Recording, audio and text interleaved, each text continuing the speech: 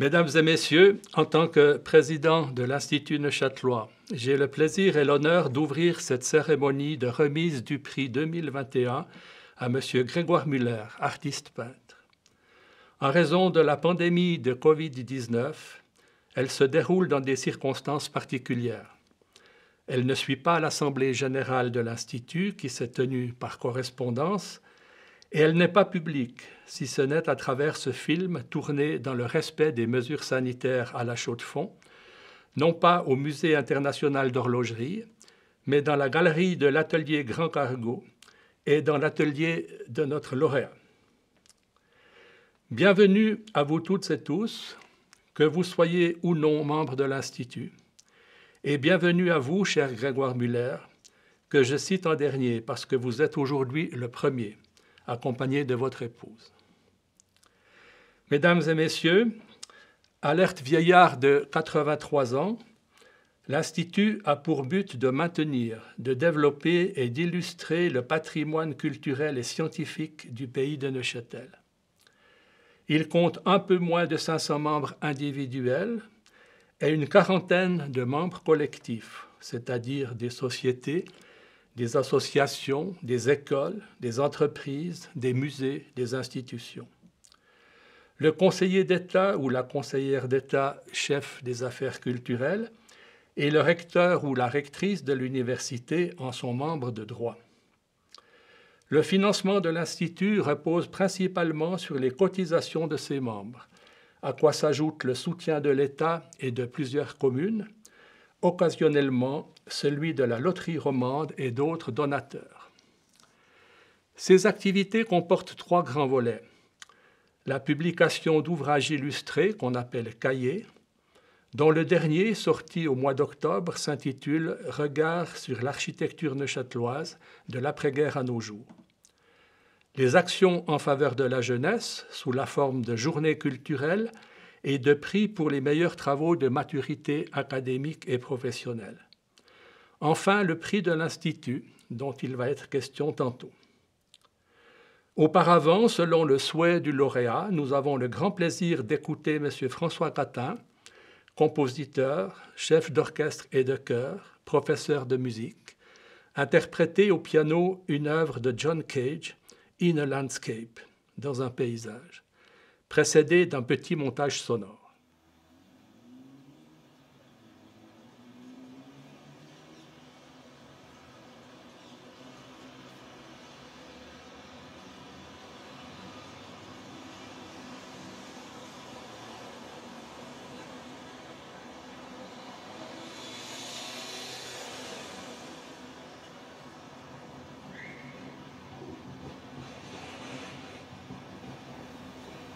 When you're living on the edge, it's never sane.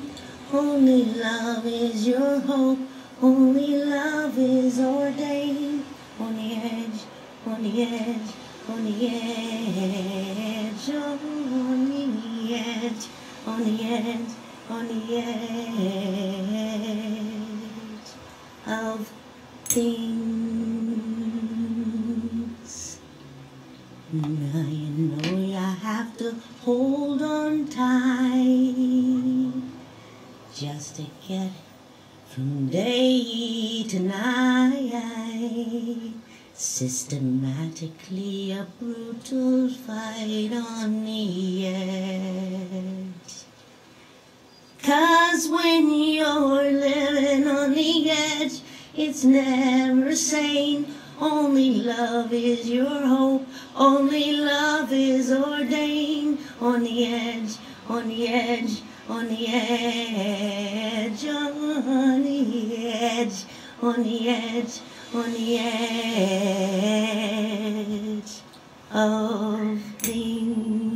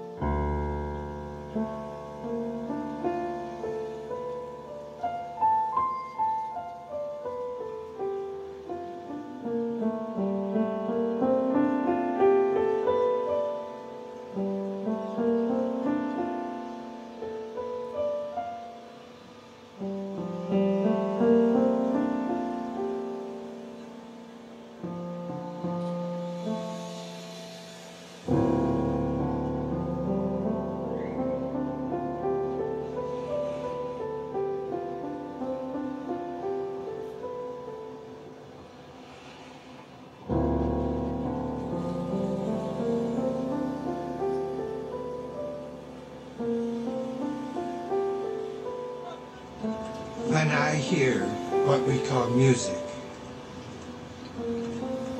it seems to me that someone is talking, and talking about his feelings or about his ideas of relationships. But when I hear traffic, the sound of traffic here on 6th Avenue, for instance, I don't have the feeling that anyone is talking. I have the feeling that sound is acting. And I love the activity of sound.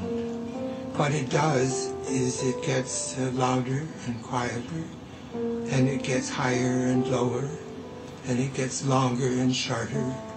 It does all those things which I'm completely satisfied with that. I don't need sound to talk to me.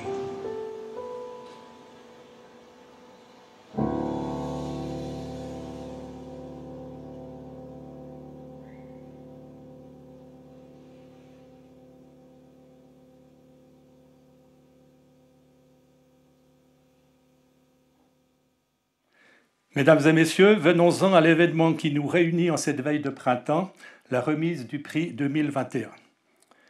Créé en 1960, le prix de l'Institut neuchâtelois est attribué chaque année à une personnalité ou plusieurs s'étant illustrés par une étroite collaboration, dont l'œuvre, l'action, la carrière contribuent de manière remarquable au rayonnement du pays de Neuchâtel. 4 domaines sont concernés à tour de rôle: la littérature, les arts, les sciences humaines et sociales, les sciences. C'est la 5e fois qu'il honore un peintre, et Grégoire Muller se trouve en bonne compagnie, puisqu'il vient après Pierre-Eugène Bouvier, L'Hermite, Marcel North, André Évrard et Claude Levert. Pour rester dans les arts plastiques, le prix a aussi été décerné aux sculpteurs André Ramseyer et Marcel Matisse, au graveur Henri Jacquot et à l'architecte Robert Monnier. Monsieur Pascal Rebeté, écrivain, auteur de pièces de théâtre, de poésie et de récits, fondateur des éditions D'autre part et ancien journaliste à la télévision suisse romande, va maintenant me succéder pour présenter le lauréat. Vous avez la parole. Merci. Faire le portrait d'un peintre, c'est une gageure. Un peu comme de risquer celui d'un écrivain à travers l'analyse de ses personnages. Le Madame Bovary, c'est moi de Flaubert ne marche pas avec les images créées par Grégoire. Est-il ce poignard peint sur fond noir, ce bonze en feu, souriant comme Mona Lisa, ces corps sacrifiés à l'ignominie barbare du commerce de la guerre, est-il tout cela un peu, ou ces toiles ne sont-elles là que pour recouvrir autre chose? Si tout cela démontrait plutôt que ce qu'il nous donne à voir n'est qu'un drapé baroque jeté sur les sacrifices carnavalesques de la réalité. Où est donc Grégoire? La même question a été posée dès la petite enfance à ses parents, bien empruntés pour y répondre. Le père, artiste graveur, et la mère, bohème, trouvent des excuses à leur lâchage, persuadés qu'ils sont que leur tâche et leur mission est ailleurs que dans le rôle de parents. On l'a donc placé chez ses grands-parents à Morges. Ils ont une belle et grande maison. Grégoire sera plus heureux avec eux qu'avec nous. C'est ainsi qu'on crée des existences flottantes dans le bain amniotique d'une réalité qui lâche, qui ne tient à rien, qui cherche désespérément des repères, une manière d'être contre l'innommable de cette épreuve d'artiste, l'enfance hors du giron de papa et maman. En 2017, Grégoire revient avec pudeur sur cette enfance dans son récit La Maison de Morges. Il est où, Grégoire? Il est là aussi, beaucoup dans ses livres. 10 publications à ce jour, dont 7 à teneur largement autobiographique. Grégoire n'en finit pas de se raconter, non pas qu'il se trouve plus intéressant qu'un autre, mais, comment dire, il s'agit pour lui de laisser des traces, les siennes, faites à la main, comme les premiers figuratifs d'Altamira et de Lascaux. On est tous dans une caverne, et on y finit aussi, ainsi va l'humain. Le nôtre, ce Grégoire Homo sapiens, n'en finit pas de s'interroger parce qu'il s'est laissé porter par le feu et qu'il sait qu'un tison tenu à bout de bras laisse une empreinte hasardeuse, parfois fugitive, une empreinte qui explore le lien ténu entre la vie de tous les jours et le chant des pistes, le beau chant de l'humanité. Et quand le tison répand de son noir sur la toile, sur la jute, sur la pierre, ce noir peut éclairer et raconter aussi la naissance du charbon, mais avant lui la branche de saule, les chatons dansant dans l'aube frileuse, les feuilles tétant avidement la sève qui vient des racines, de l'humus des plantes plus anciennes, de leur décomposition. Il est où, Grégoire? Il est à Paris, venu y faire son pirate. Un séjour raconté dans le livre Sous les pavés, paru en 2019. C'est 1968, la castagne et les ateliers de peintre, les petits boulots et les rencontres, les amours jaunes et les crève-cœurs sanglants. Il a 19 ans, le môme, et il est bien décidé à mettre de côté son enfance de petit-fils de bourgeois. Ça tombe bien, le monde mue. La peinture aussi, mais pas assez vite. Il apprend à dessiner, il écrit sur tout, sur l'art, sur la mutation espérée, sur le grand désir de réinvention du monde. Harald Zeman l'invite à Zurich pour l'assister à mettre en place une exposition qui fera date quand les attitudes prennent forme. Une expo qui marque la reconnaissance du processus de création comme partie intégrante de l'œuvre d'art, quand la main à la pâte s'expose avec le gâteau, en quelque sorte. Le monde bouge, le monde mue, Beuys travaille du chapeau, Richard Serra enroule ses plaques d'acier rouillé. Il est où, Grégoire? Il bosse dans l'atelier de Richard Serra, justement. Il l'aide à fondre des moules en plomb. On est à New York, la ville de Ramblings, un autre livre paru en 1996. Il y est arrivé avec sa première femme, 2 valises et $70. En sous-titre, son livre est explicite. Art et survie à Manhattan. Son quotidien pendant 17 années. L'art partout. Il rencontre tout ce qui se manifeste entre la contre-culture des années 70 et le postmodernisme des années 80. Les noms de ses proches, en voici quelques-uns triés sur le volet: Andy Warhol, Bob Rauschenberg, Sol Lewis, Phil Glass, William Burroughs. C'est que Grégoire est devenu incontournable dans son rôle de critique. Il est rédacteur à Art Magazine, revue branchée s'il en est. Il signe son premier livre en 1972, The New Avant-Garde. Il a une première fille, Francesca, avec sa deuxième épouse coréenne. Le beau monde lui est ouvert. Tout semble rouler pour lui, sauf que la promesse qu'il s'est faite à lui-même, adolescent de 15 ans, il l'a oubliée. Alors, pour retourner à la peinture, Grégoire lâche tout, femme, enfant, situation enviable dans la presse. Je le cite: « Je veux me défaire de ce que j'ai accumulé pendant ces 3 ans, appui, influence et autres relations, pour repartir, anonyme et en solitaire, sur la voie de la peinture. » Il est où, Grégoire? Grégoire peint. Dans un loft fréquenté et squatté par une faune interlope, il y a son colocataire Olivier Mosset et sa Harley Davidson, Ornette Coleman qui vient répéter avec son groupe. Il y a les sorties, les soirées givrées, les nuits poudreuses, quelques expos, quelques toiles vendues, la recherche obstinée de la figure comme nouvelle voie possible de la peinture. Un bel article dans le New York Times, la rencontre avec Pascal qui devient la mère de Saskia, puis plus tard de Micha Laura. Une autre expo très remarquée, tout va bien. Trop bien?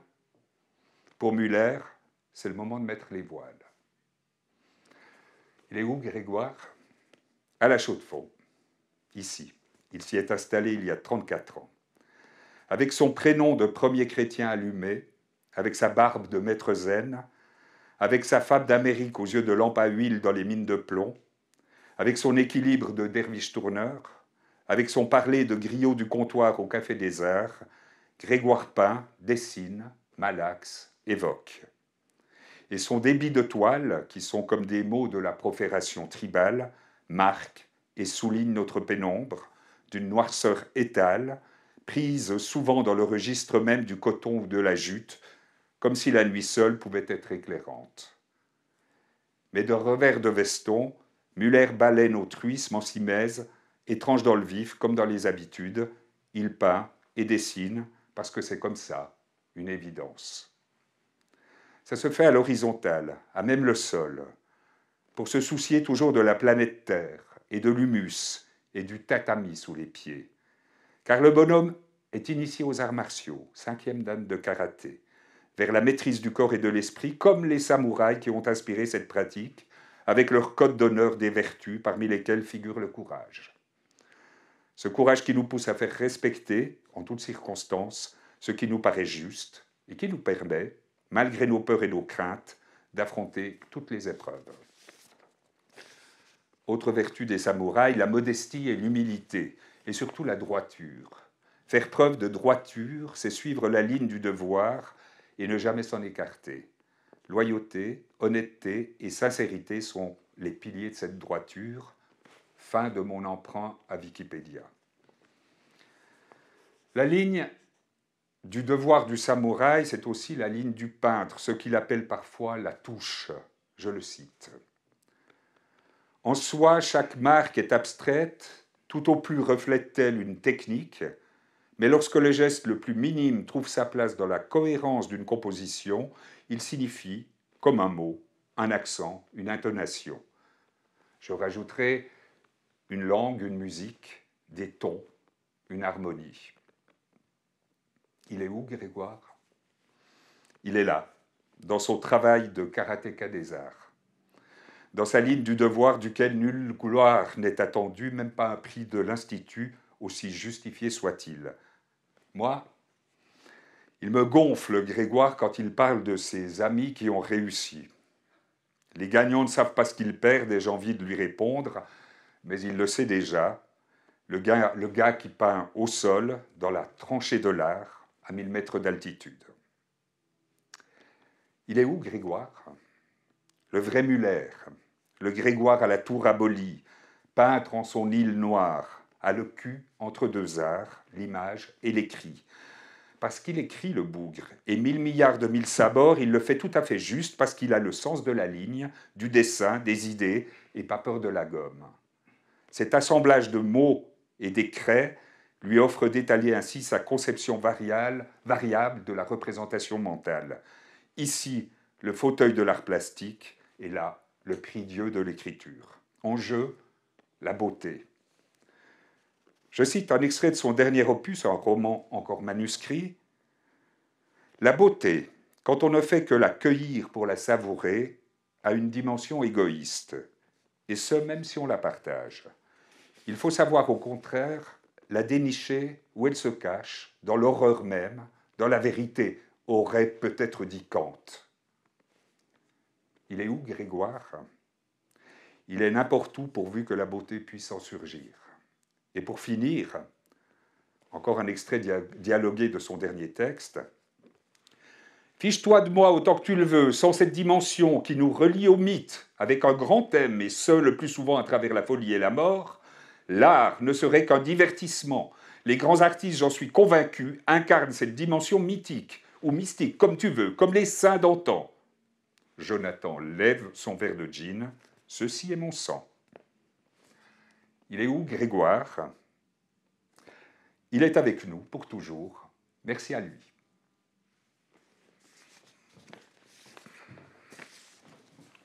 Merci pour ce remarquable éloge.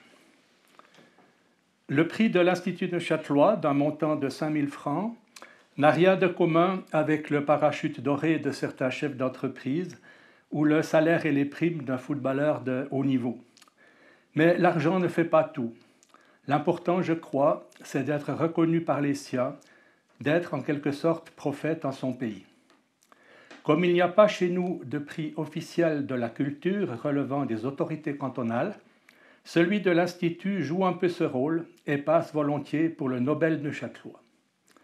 J'invite maintenant le lauréat à me rejoindre pour recevoir son prix et le diplôme qui l'accompagne.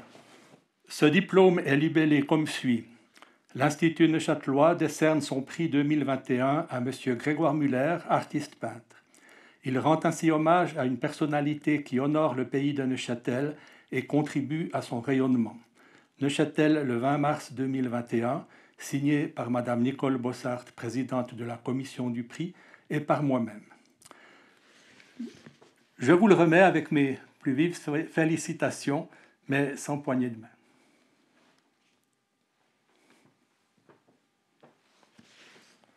Peut-être partagez-vous l'avis de l'écrivain Jean d'Ormesson qui a dit « Les honneurs, je les méprise, mais je ne déteste pas forcément ce que je méprise. » Vous avez la parole. Merci. En fait, oui, les mots me manquent et un seul me vient à l'esprit, c'est merci. Merci Philippe Terrier, merci Nicole Bossart, merci aux membres de l'Institut Neuchâtelois et bien sûr merci à Pascal Rebesquet pour ces belles choses qu'il a dites à propos de moi.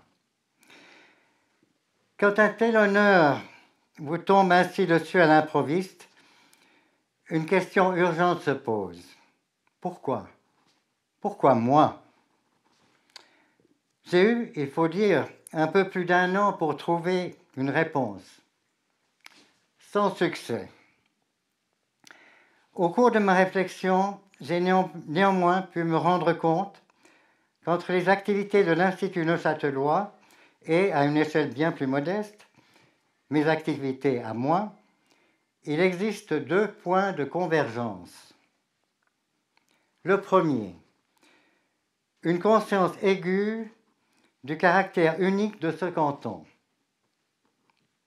Sa profondeur historique, qui nous permet de relier le village lacustre sur pilotis aux avancées technologiques les plus pointues de notre époque.